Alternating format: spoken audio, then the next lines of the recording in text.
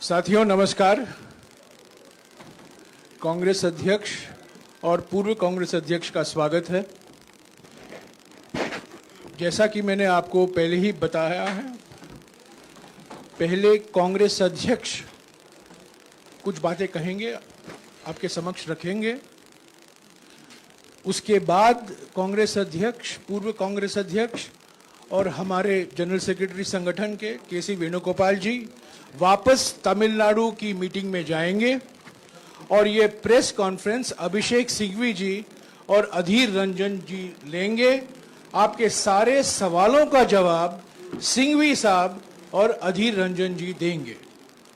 तो पहले मैं गुजारिश करूंगा कांग्रेस अध्यक्ष को कि आपको संबोधित करें। माननीय मल्लिकार्जुन खड़गे जी।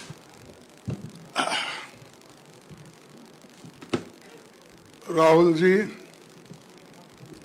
वेणुगोपाल जी, सिंघवी जी, जयराम रमेश जी, आदिर रंजन चौधरी जी और सारे मीडिया के मेरे दोस्तों, आज बड़ा खुशी का दिन हमको लगा कि डेमोक्रेसी की जीत हो गई, संविधान की जीत हो गई। सत्यमेव जयते जो हमारा नेशनल सिंबल के नीचे लिखा हुआ रहता है, वो उसका जीत आज हुआ है। इसलिए हम सारे लोग खुश हैं, शायद आप भी खुश होंगे, क्योंकि हमेशा ऐसा होता है कि हमारी बातें कभी नेगेटिव में ही जाते हैं, थोड़ा सा पॉजिटिव भी रहता है। तो सुप्रीम कोर्ट का फैसला, उसके तहत, और मैं तहे दिल से सुप्रीम कोर्ट का फैसले का स्वागत करता हूं। अभी संविधान जिंदा है, बाकी है और न्याय मिल सकता है, ये इसका एक बहुत बड़ा उदाहरण है। संविधान, लोकतंत्र और भारत के आम लोगों की ये जीत हो गई है। सिर्फ राहुल गांधी जी का जीत नहीं है, सारे भारत के जनता की जीत है और डेमोक्रेसी की जीत है और संविधान के उसूलों की जीत है।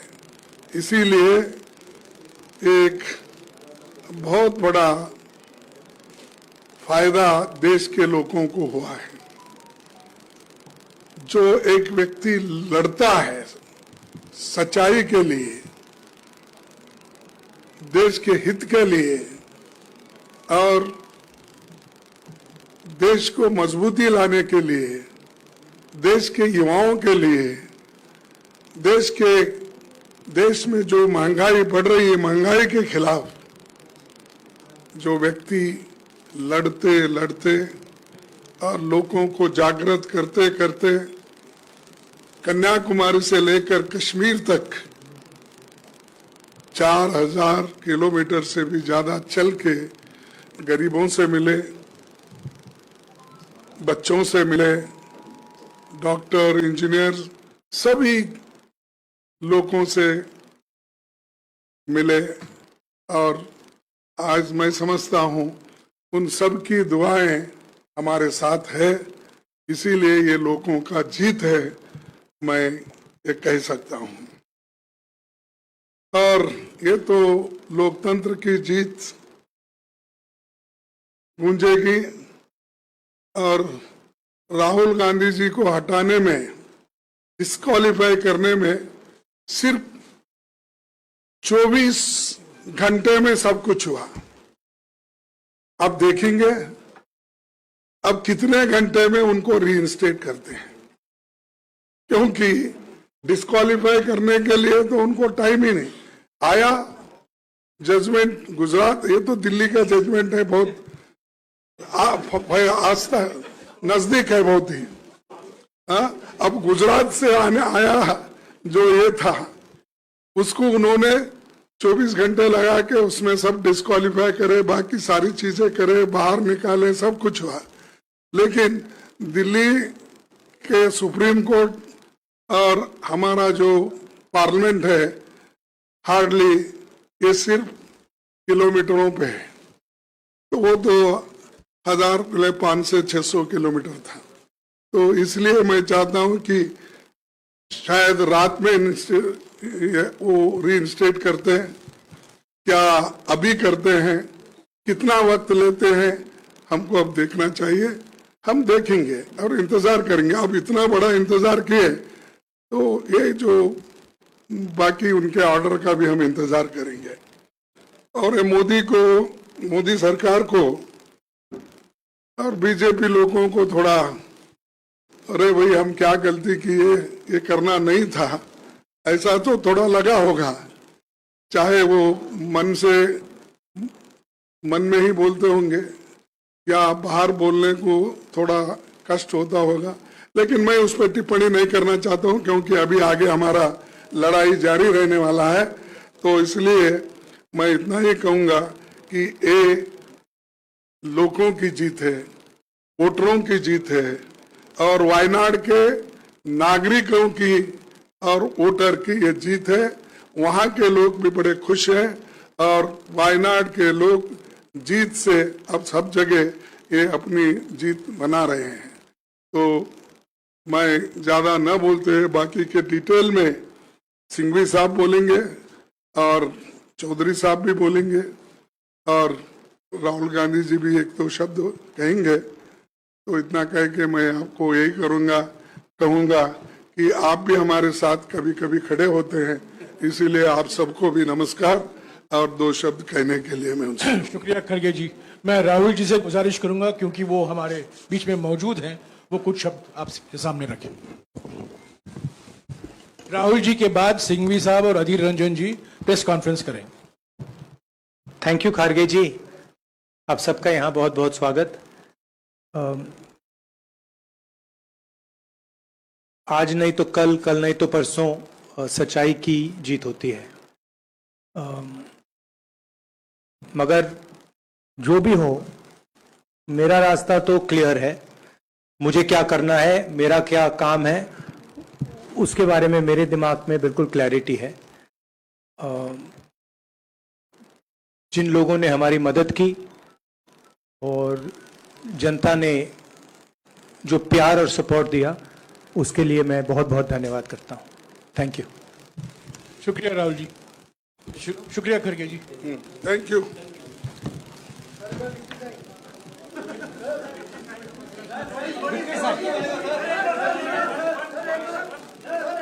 क्या विक्ट्री साइन, विक्ट्री साइन। अच्छा मैं करता हूँ तो अध्यक्ष।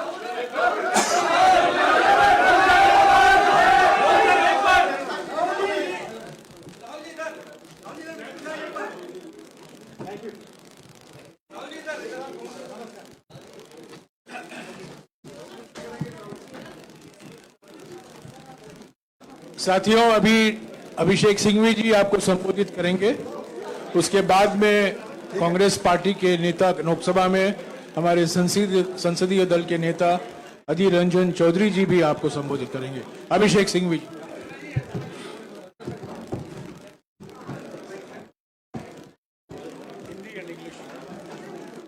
दोस्तों, शुरू करें। थोड़ा दरवाजा बंद कर लीजिए और शुरू करें। शांत हो जाएं। पीछे वाला दरवाजा। जैसा कि हमेशा करते हैं, हिंदी इंग्लिश में करेंगे। थोड़ा सब्र रखें आप, संक्षिप्ति है। शांत हो जाइए प्लीज, थोड़ा शांत हो जाइए। दोस्तों, आज सत्य, साहस की जीत हुई है। ये केवल राहुल गांधी जी की जीत नहीं है, लोकतंत्र की जीत है, संविधान की जीत है और आम जनमानस की जीत है।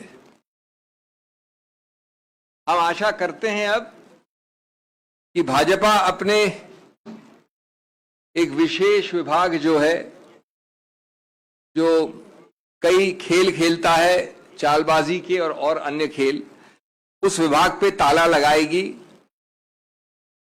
वो जो चीजें करते हैं जिससे विपक्ष के नेताओं को अनर्गल रूप से निशाना बनाया जाता है, उसको अब कुछ हद तक कम से कम थामेगी, अगर पूरी तरह से रोकती नहीं भी है तो। हम अब संसद में उत्सुकता से जनता से जुड़े मुद्दों पर श्री राहुल गांधी को और श्री राहुल गांधी की बुलंद आवाज सुनने के लिए तैयार हैं, उत्सुक हैं और मोदी सरकार को बुनियादी मुद्दों पे जवाबदेही बनाना, ये आप फिर से देखेंगे संसद के अंदर। संसद के बाहर तो ये प्रक्रिया चली रही थी। तो जैसा कि लोग कह रहे हैं, फिर से चलेगी सवालों की आंधी जब संसद में लौटेंगे Rahul Gandhi. Friends, I am going to use words of studied moderation when I come to the actual issues. And since I have argued this matter, I am going to really summarize the 6, 7, 8 major issues on the merits for you without really expressing any opinion. But before that, I have to say what I have said partly in Hindi, that this entire country has heard, seen Rahul Gandhi in action, in and outside of Parliament. His actions, his speech, his thought process, his initiatives, his abhiyans are all ultimately animated by his thinking, Daro Mat. Daro Mat. He has demonstrated time and again the courage of his convictions. He has equally reposed faith in the rule of law. It took some time. From 2019, the complainant himself delayed the matter and suddenly accelerated the proceedings to result in the conviction. And since then, Shri Rahul Gandhi has shown exemplary courage, restraint, and a great faith in the judicial process. He went through every forum with unwavering faith. He did not leapfrog from the trial court to the High Court. He did not leapfrog from the First Appellate Court to the Supreme Court. And I think his faith in the system, in the judicial process, is seen for you today. Our fight, Rahul Gandhi ji's fight, has also demonstrated the integrity and the importance of that integrity in our institutions. It is always the task for each of us, opposition and others, and in particular it's a task Rahul Gandhi has taken upon himself, to maintain to the extent possible the purity and integrity of these institutions, to be able to enforce law without fear or favor, to be able to work without political interference. This entire incident has demonstrated the vital importance of an opposition which will not be backing down. That has been Rahul Gandhi's calling card, don't back down. This has also demonstrated how the opposition, and principal voice amongst them in many ways has been Rahul Gandhi's, doesn't yield on vital issues like unemployment, economic stagnation, farmers' issues, etc. Now friends, चूंकि जैसा मैंने कहा, मैंने इसकी दलील की थी उच्च न्यायालय में और उच्चतम न्यायालय में, तो मैं कोई ज़्यादा वैल्यू जजमेंट बिना दिए आपको संक्षिप्त में बताना चाहता हूं कि कितना अजीबोगरीब ये संदर्भ था, जिसमें एक 100 वर्ष से ज़्यादा, 125 वर्ष से ज़्यादा पुरानी राजनीतिक पार्टी के पूर्व अध्यक्ष को दुनिया के सबसे बड़े गणतंत्र से एक प्रकार से इफेक्टिवली, जब तक कि वो कन्विक्शन एक्विटल न बने, निष्कासित कर दिया था राजनीतिक जीवन से, जहां तक संसद का राजनीतिक जीवन का सवाल है। और मैं उसी रूप में आपके सामने वो 6-7 मुद्दे संक्षिप्त में बिंदु के हिसाब से वर्णित करूंगा, जिसके आधार पर आज दलील हुई और जिसके आधार पर हम समझते हैं कि कानून में माकूल स्टे ऑफ कन्विक्शन मिला। नंबर 1, आज तक आप लोगों ने नहीं देखा होगा, लिखित है, जिन लोगों को इंटरेस्ट है वो पृष्ठ 326 में देख सकते हैं, कि लोग कहते हैं कि साहब ये समुदाय, जिसका पूरे समुदाय का मानहानि, अपमान हुआ है, वो 13 करोड़ का समुदाय है। और उस 13 करोड़ में दूसरा वाक्य कहता है कि कम से कम 10 कास्ट और सब कास्ट हैं, उसकी सूची दे रखी है। और तीसरा वाक्य कहता है कि ये सब कास्ट और सब कास्ट समान नहीं है। लेकिन चौथे वाक्य में कहते हैं कि जब माननीय राहुल गांधी ने ये वाक्य बोला तो ये पूरा 13 करोड़ का समुदाय, उसका कोई भी व्यक्ति उठकर ऐसी याचिका डाल सकता है। ये पहला, और ये उस कानून, उस सिद्धांत के विरुद्ध है दोस्तों, जिसमें लिखा गया है बार बार, एक केस का नाम है सुब्रमण्यम स्वामी, दूसरे केस का नाम है नरसिम्हन, कि आप ऐसी मानहानि की याचिका सिर्फ एक identified, frozen, limited, circumscribed class, एक ऐसा वर्ग जिसको आप परिभाषित कर सकें, उसके विरुद्ध वही वर्ग उठ सकता है। दैट इज, हमने पहला मुद्दा उठाया। दूसरा मुद्दा, माननीय उच्च न्यायालय ने एक बड़ा अजीबोगरीब वाक्य दिया है, पूरा एक पैराग्राफ इसके ऊपर लिखा है, जो ये दोनों चीजें आज तक नहीं हुई, 13 करोड़ वाली भी और जो अब मैं बोलने जा रहा हूं। कहा है कि भाई ये मॉरल टर्पिट्यूड भी है, अत्यंत गंभीर है, अत्यंत भर्त्सना योग्य ऑफेंस है। तो मैंने विनम्रता से कहा उच्चतम न्यायालय को कि माननीय न्यायाधीश साहब, आज तक हमने ये नहीं सुना कि जिस ऑफेंस का सबसे ज्यादा मैक्सिमम पनिशमेंट 2 वर्ष हो, उसको मॉरल टर्पिट्यूड भी कह दो और गंभीर भी कह दो और भर्त्सना योग्य भी कह दो। फिर हमने बताया कि इस पूरे आईपीसी में, जिसमें के सैकड़ों ऑफेंसेस हैं, उनमें 22 ऐसे प्रावधान हैं, जिसमें सिर्फ 22 जिसमें सिंपल इम्प्रिजनमेंट है। उन 22 में से एक है ये प्रावधान मानहानि वाला। तो विधायिका ने तो कभी समझा नहीं इसको इतना गंभीर। आप जो याचक हैं, कंप्लेनेंट है, उन्होंने बहुत ज्यादा गंभीर बोल दिया और उसके ऊपर उच्च न्यायालय ने लिख दिया। तीसरा, ये बेलेबल है। बेलेबल का मतलब ये नहीं होता कि बेल मिल जाए, बेल मतलब होता है कि बिना कोर्ट जाए आपको पुलिस बेल दे सकती है। ये सिर्फ कम जघन्य अपराधों के लिए ऐसा प्रावधान होता है। नंबर 4, नॉन कॉग्निजेबल है। जैसा आप जानते हैं कि थोड़ा भी ज्यादा अगर गंभीर या जघन्य अपराध है तो पुलिस अफसर बिना वारंट के आपको गिरफ्तार कर सकता है। नॉन कॉग्निजेबल मतलब होता है वो अपराध जो कम जघन्य है, कम गंभीर है, उसमें आपको वारंट चाहिए, आप जाके किसी को पकड़ नहीं सकते। और उसके ऊपर कंपाउंडेबल 2 तरह के होते हैं। एक होता है कि अगर हमारा झगड़ा हुआ तो हमने प्राइवेटली कंपाउंड कर लिया, 2 निजी रूप से इंडिविजुअल ने, स्टेट नहीं आता उसमें कहीं। दूसरा होता है कि आपको स्टेट की अनुमति चाहिए, स्टेट वाले ज्यादा जघन्य, ज्यादा गंभीर अपराध होते हैं। तो ये अपराध कंपाउंडेबल है 2 निजी व्यक्ति विशेष के बीच में। तो हमने पूछा कि आज तक कभी नहीं हुआ कि आपने जघन्य भी बोल दिया, भर्त्सना योग्य भी बोल दिया और गंभीर भी बोल दिया, एक ऐसी चीज के बारे में जो बेलेबल है, नॉन कॉग्निजेबल है, कंपाउंडेबल है, 2 वर्ष का है, सिंपल इम्प्रिजनमेंट है। तीसरा, 13 करोड़ का समुदाय, मानहानि कोई एक व्यक्ति कर सकता है। ये कानून उच्च न्यायालय ने बताया आपको, हमको सिखाया है नया। कोई अमुक व्यक्ति, केरला से कश्मीर, असम से गुजरात, लेकिन साथ साथ ये पूछा आपने, हमारी चार्ट में 13 ऐसे केसेस हैं।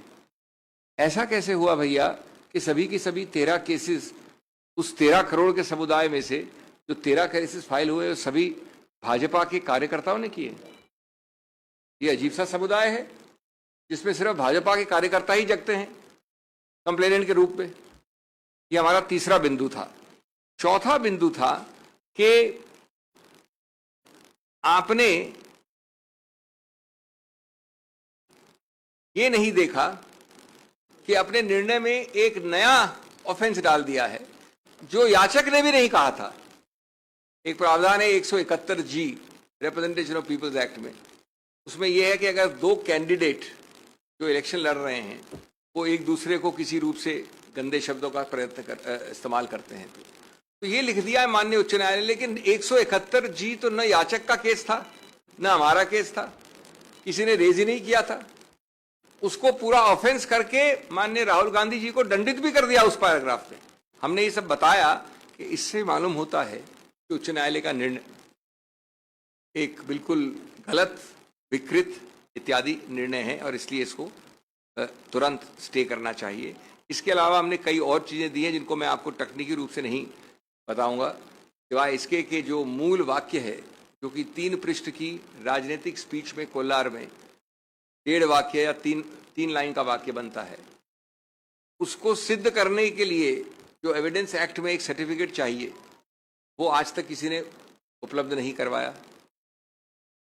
तो प्राथमिक रूप से ट्रायल कोर्ट ने कन्विक्ट कर दिया श्री राहुल गांधी को, लेकिन स्पीच अभी तक कानूनी रूप से सिद्ध नहीं हुई है।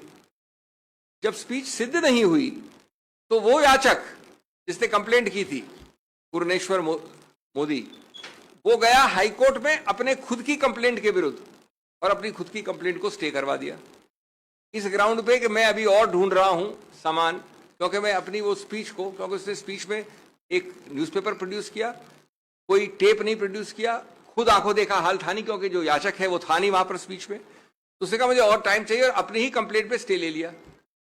1.5 साल बाद जब उसने अपनी ही कंप्लेंट का स्टे हटाया और ये कन्विक्शन लिया, तो ये नहीं बताया कि उस 1.5 साल में उसने नया क्या ढूंढा था जिस कारण से उसने स्टे लिया था।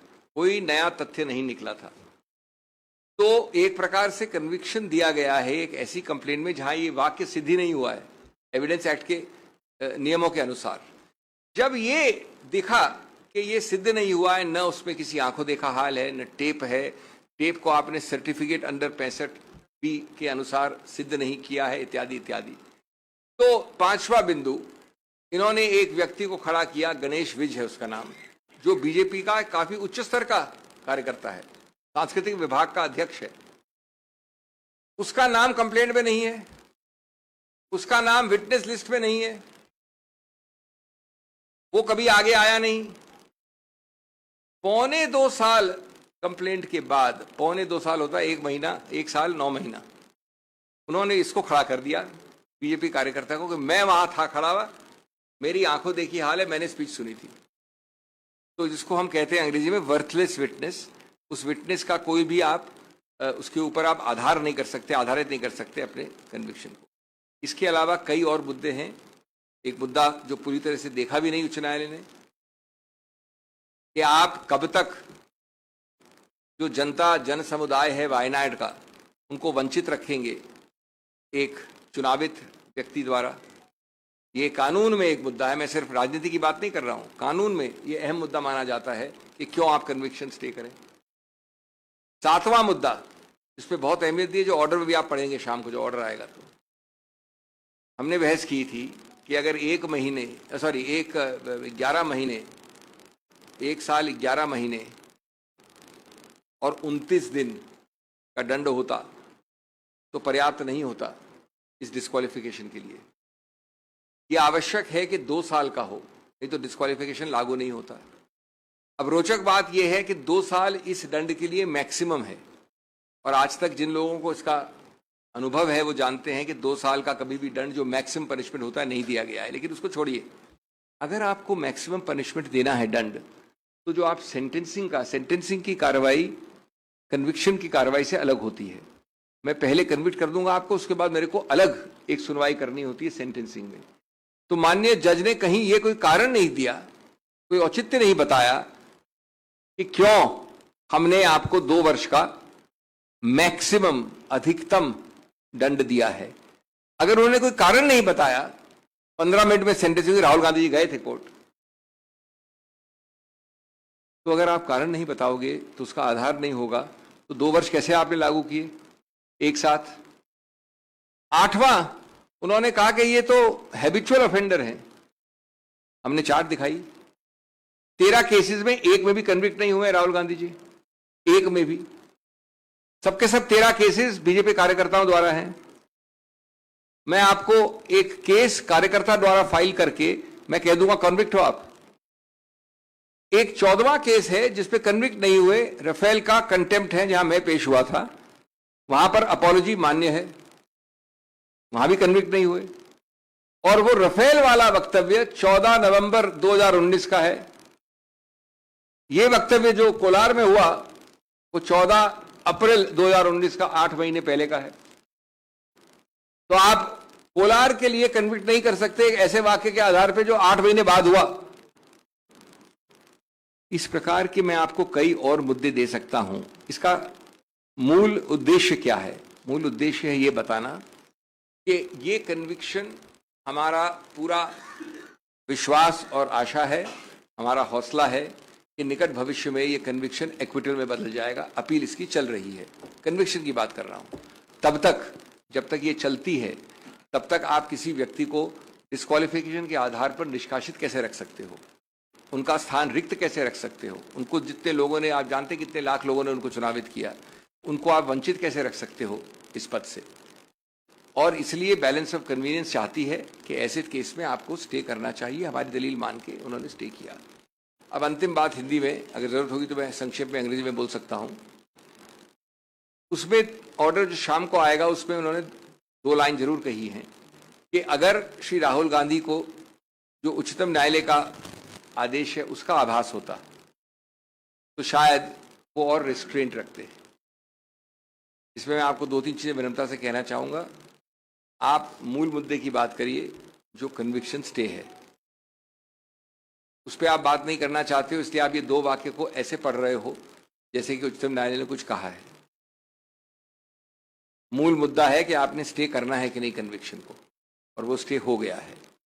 दूसरा जो ये जिक्र है इसका, उसमें ये लिखा है कि अगर ये राफेल वाला ऑर्डर पहले आया होता, ये तो हम दोनों की बात मानी हुई बात है कि राफेल का ऑर्डर 8 महीने बाद आया था, तो इसलिए उसका कोई लागू होने का सवाल नहीं उठता। बार बार निचले कोर्ट्स में भी ये प्रयत्न किया गया, सीधे या परोक्ष रूप से, कि श्री राहुल गांधी माफी मांगे। आज की बात नहीं कर रहा हूं मैं, निचले कोर्ट्स की बात कर रहा हूं। क्यों? क्योंकि आपको उस पर राजनीतिक नंबर बनाने थे, आपको विकृत करना था, आपको पक्ष एक ऐसा रखना था कोर्ट के जनता के सामने जो गलत है। श्री राहुल गांधी ने बार बार कहा है कि वो सिद्धांत पे लड़े हैं। उनका बिल्कुल कोई रूप से ये इरादा नहीं था। इरादा वाला हमारा एक 8वां पॉइंट था कि जो प्रावधान है 499 में इरादा चाहिए, बद इरादा चाहिए, गलत इंटेंट चाहिए।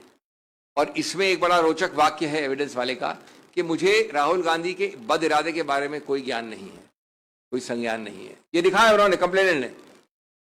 तो हमने ये कहा कि जब ये है सिचुएशन तो आपको किसी रूप से ये कन्विक्शन स्टैंड नहीं होना चाहिए। हमारी दलील मानी गई, पूरी तरह से बहस दूसरी तरफ से भी हुई थी, इसलिए ये बहुत ही संतुलित ऑर्डर है। जैसा मैंने कहा, ये विजय है लोकतंत्र गणतंत्र की, लोगों की, सिद्धांतों की, संविधान की और कानून की।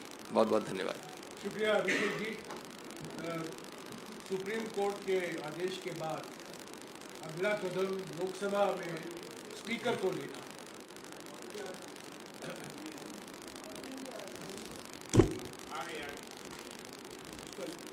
सुप्रीम कोर्ट के आदेश के बाद अगला कदम स्पीकर को लेना है लोकसभा में।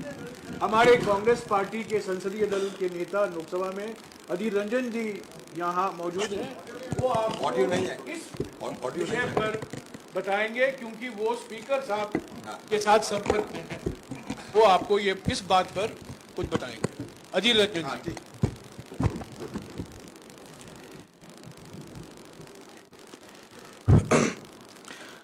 आप सबको नमस्कार।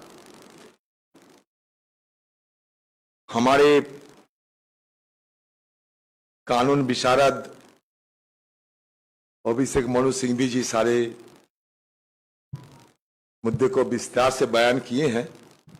नया कुछ कहने की जरूरत नहीं है जब तक केस की सवाल है। जयराम जी कह दिए हैं कि अगले हमें क्या करना है ये हम तय करते हैं। आज जिस वक्त ये खबर आके पहुंचे कि हमारे अभिषेक मनु सिंघवी की अगुवाई में सुप्रीम कोर्ट में जो कानूनी लड़ाई हम लड़ी थी उसमें राहुल गांधी जी की राहत मिले, तब सही महीनों में हम सबको अंदर एक खुशी की लहर बह गए। सदन में राहुल गांधी जी की नदारत अनुपस्थिति बराबर हमें महसूस होते ही रहते। कोई अगर काम में राजनीतिक कारणों से राहुल गांधी जी कहीं व्यस्त रहे, अलग बात है, लेकिन सदन में राहुल गांधी जी की आने में पाबंदी, सदन में आने की अधिकार जब से छीन लिए गए थे, तब सही महीनों में हम लोग बड़े दुखी थे।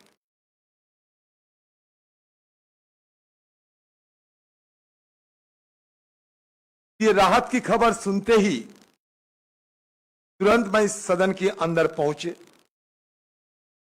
और पॉइंट ऑफ इंफॉर्मेशन की हवाला देते हुए पीठ में जब हमारे चेयरमैन राजेंद्र अग्रवाल साहब बैठे थे, तब उनके पास बात रखी कि सुप्रीम कोर्ट से राहुल गांधी जी की राहत मिल चुके हैं, अब सारे पाबंदी हटा के जल्द से जल्द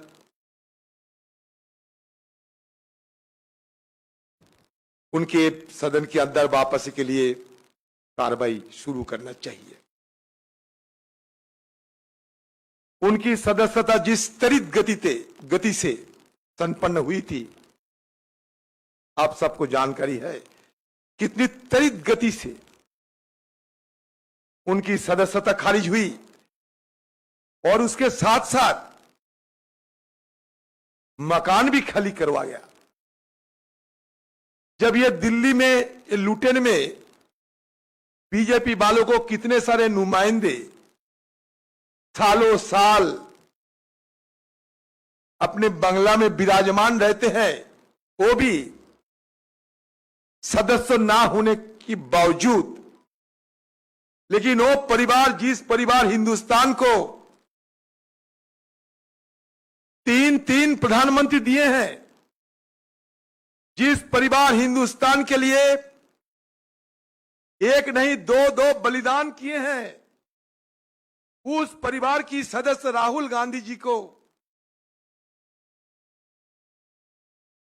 मान लीजिए धक्का मारते हुए उनकी घर खाली करवा गया।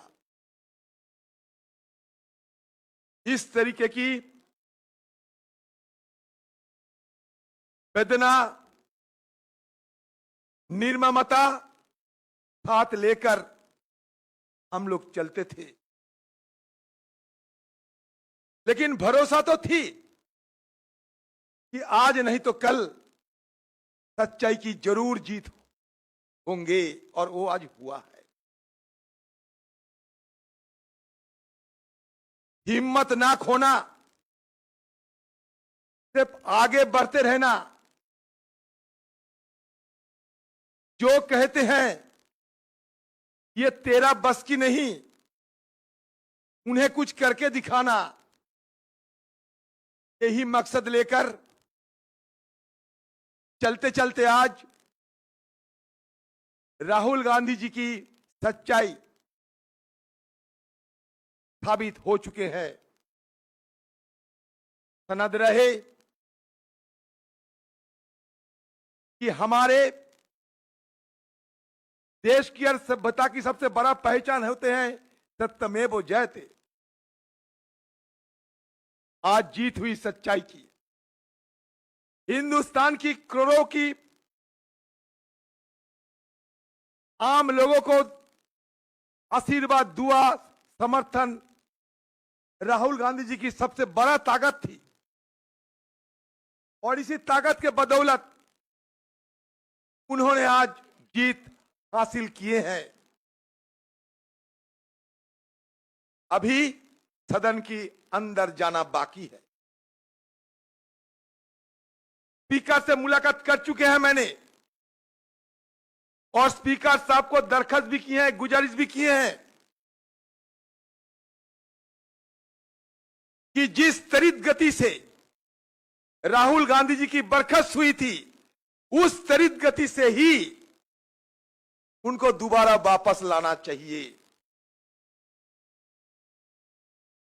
स्पीकर साहब ने मुझे कहा कि सुप्रीम कोर्ट से जो कागजात है, वो कागजात जल्द से जल्द हमारे हवाले कीजिए,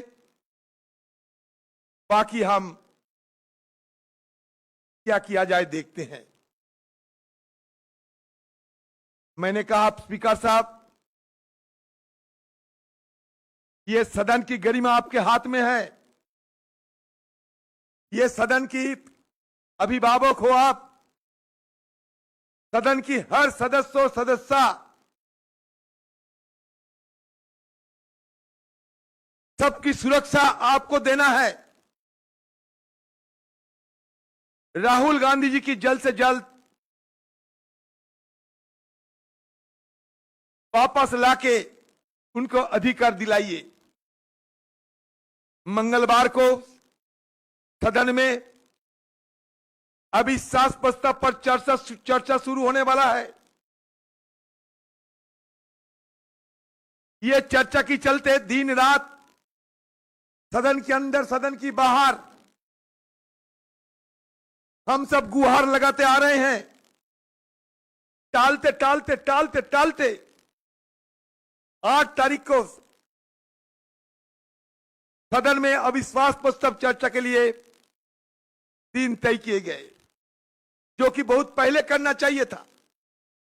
और नियमों के मुताबिक जब अविश्वास प्रस्ताव सदन में लाए जाते, जिसकी मान्यता दिया जाते स्पीकर की तरफ से, उस समय बिना अविश्वास प्रस्ताव कोई विधायक पारित नहीं होना चाहिए, ये हमारा नियमों के मुताबिक, परंपरा के मुताबिक। लेकिन फिर भी रोजाना ये सरकार सदन में बिना चर्चा एक के बाद एक विधायक धड़ल्ले से पारित करते जा रहे हैं। ये परंपरा के खिलाफ सदन की हालात देखकर हम लोग सब बड़े परेशान हैं। आज तक हिंदुस्तान की ये पार्लियामेंट में, सदन में कभी ऐसा नजीर नहीं हुई थी जब अविश्वास प्रस्ताव स्पीकर साहब की टेबल पे अविश्वास प्रस्ताव पे चर्चा नहीं हुई और दूसरी तरफ एक के बाद एक विधायक पारित होते गए। तो इसलिए हमारी तरफ से हम सोचे हैं, हमारे नेतागण को भी मैं ये बात रखे हैं, गुजारिश किए हैं कि अविश्वास प्रस्ताव पे राहुल गांधी जी को शिरकत करना जरूरी है। और अविश्वास प्रस्ताव की चर्चा शुरू होने का पहले ही राहुल गांधी जी को सदन के अंदर वापस लाने की इजाजत हमारे स्पीकर साहब दें। इसके चलते आज से हम लोग पहल शुरू कर दिए हैं और जल्द से जल्द राहुल गांधी की वापसी के लिए हर संभव प्रयास हम करते रहेंगे। न संघर्ष न तकलीफ, मजा क्या है जीने में, बराबर तूफान थाम जाएगी जब आग लगी हो सीने में।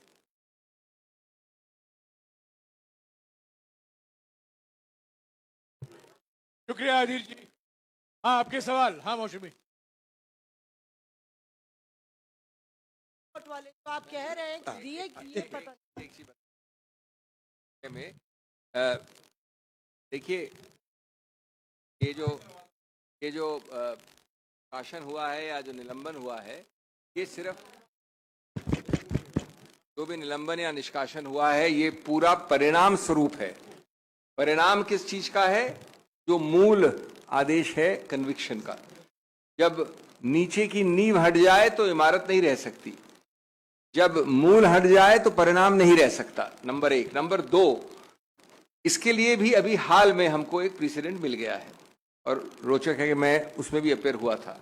माननीय लक्षद्वीप के जो सांसद हैं, उनके लिए जिस गति की बात कर रहे हैं भाई अधीर जी, या जिस दिशा की बात कर रहे हैं उसमें 1.5 महीने तक उस सांसद को 1.25 महीने तक मिल गया स्टे ऑर्डर उच्च न्यायालय केरला से, उसके बाद भी इस प्रकार की दलीलों के आधार पर उनको एंट्री पत्र नहीं दिया गया।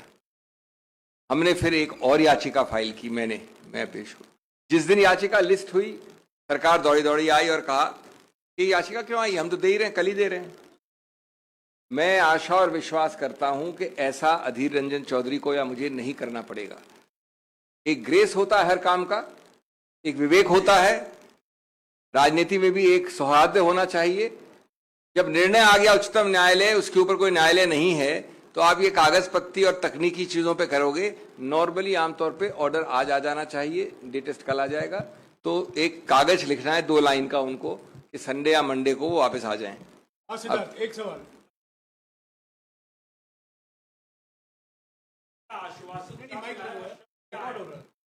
कि उनका रिप्लाई क्या है, जो चेयर के आपने राजेंद्र अग्रवाल जो चेयर पे थे आज उनसे बात करी है, उनका रिप्लाई क्या रहा है आपको ये जानना। मैं कहूं, हाँ, उनका ये कहना मैंने पहले बता चुके हैं आपको कि ये सारे जो कागजात, मतलब जो सुप्रीम कोर्ट की जो जजमेंट की कागजात, वो हमारे हवाले आने दीजिए कम से कम। अपने हम इस पे कोई निर्णय लेंगे तो थोड़ा समय दीजिए मेरे हवाले आने तक। ये कागजात आ जाए तो मैं तुरंत कार्रवाई करना शुरू करेंगे। तो हमारी पार्टी की तरफ से भी ये सुप्रीम कोर्ट से ये डॉक्यूमेंट उठाने के लिए हमारे भी प्रयास शुरू कर दिए हैं। हम लोग जितना जल्द हो सके सारे कागजात उनके पास सौंपेंगे और मंडे तो हमारे सदन भी एक हाल हमें बोलने का मौका भी मिलेंगे। और उसके पहले मैं आज शाम हो रात हो फिर दोबारा जरूरत पड़े तो स्पीकर साहब के घर पे पहुंच जाऊंगा अगर वो कागजात मिले। कि राहुल गांधी जी के लिए अगर जरूरत पड़े सारे रात खड़ा रहेंगे स्पीकर साहब के घर के बाहर। सर सोमनाथ फ्रॉम संवाद प्रतिदिन। सर स्पेशली अधिवक्ता से पूछना चाहूंगा कि पहले दिन से जब से आप लोग नो कॉन्फिडेंस का प्रस्ताव दिए हो, आप लोग बोलते रहे हो जल्दी से लाया जाए। क्या ये लगता है कि जो डिले हुआ आपके लिए अच्छा ही हुआ कि आप वहां पे राहुल जी को बोलने का मौका मिलेगा? देखिए, वो एक अलग मुद्दा है, ये एक अलग मुद्दा है। अच्छा बुरा नहीं, राहुल गांधी जी जहां खड़ा होते हैं वहां राहुल गांधी जी संघर्ष जारी कर देते हैं। जहां राहुल गांधी होते वो खड़ा, वहां संघर्ष जारी हो जाते हैं, चाहे सदन के अंदर हो या सदन के बाहर हो। हम ये मौका लेना चाहते हैं, मौके का फायदा हम उठाना चाहते हैं, क्योंकि उनका नाम राहुल गांधी है। जब अविश्वास प्रस्ताव है और प्रस्ताव पे चर्चा होने की पहले अगर राहुल गांधी जी की दर्शन मिले सदन के अंदर उनकी उपस्थिति में, और ये जो चर्चा में और रंग रूप बहुत किस्म के नया आयाम लाया जाएगा। The previous case in Lakshadweep, we saw that the governor's office actually consulted the law ministry, and it's their advice that is a matter of, it could have been a matter. I can find you many more complicated questions of law they will have to consider before releasing the membership entry form of Mr. Rahul Gandhi. They may have to go to the law minister. They may even have to file an application to the Supreme Court to understand. I mean, what are we talking about? Is it a complicated issue of law? They have got a conviction. Rahul Gandhi's disqualification is, I repeat, only a consequence of the disqualification. You have stated. Now you can find many excuses. You are right in your question. I can find 10 more excuses. I have to refer to Mr. Jairam Ramesh. He has to refer to Mr. Adhir Ranjan Chaudhary. Adhir Ranjan Chaudhary has to refer to a third person, and we will take 1 week. But what is the meaning of that? It will show malafide. It will be unfair. It will be graceless. And it will be completely contrary to the heart and soul of parliamentary democracy, which requires a certain etiquette and a certain give and take. Yes.